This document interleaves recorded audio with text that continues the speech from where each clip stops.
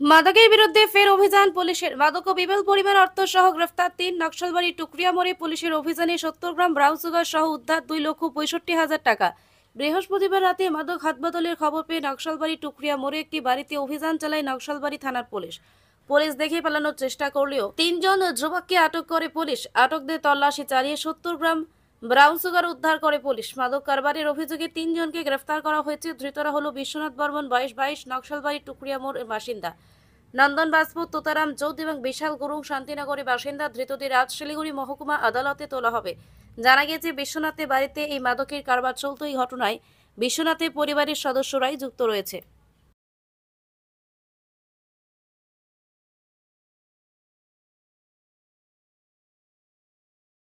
সুবর্ণা মল্লিক, আপনি সিগনেচার করেছেন এইখানে, এটা আপনার সিগনেচার।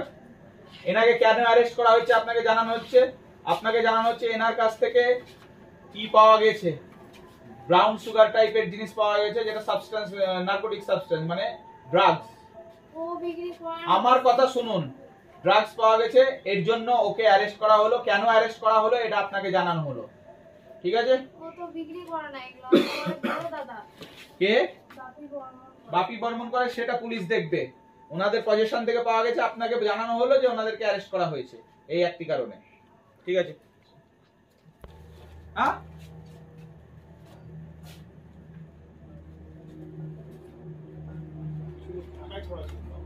কাউন্ট করা হয়েছে স্যার 2,65,000 মতো আছে। ঠিক আছে, কাউন্ট করো, কাউন্ট করো। এই এত, এ বাবু এদিকে আয় তো, ছেড়ে রাখ। আমার বাড়িতে, কারোর বাড়িতে এত গ্যাস আছে?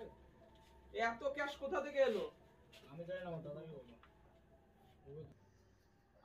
ওর কাছে এত টাকা থাকে, আমি 1,000,000 চালের পরিমাণ দেওয়া যায় না। 1 লাখ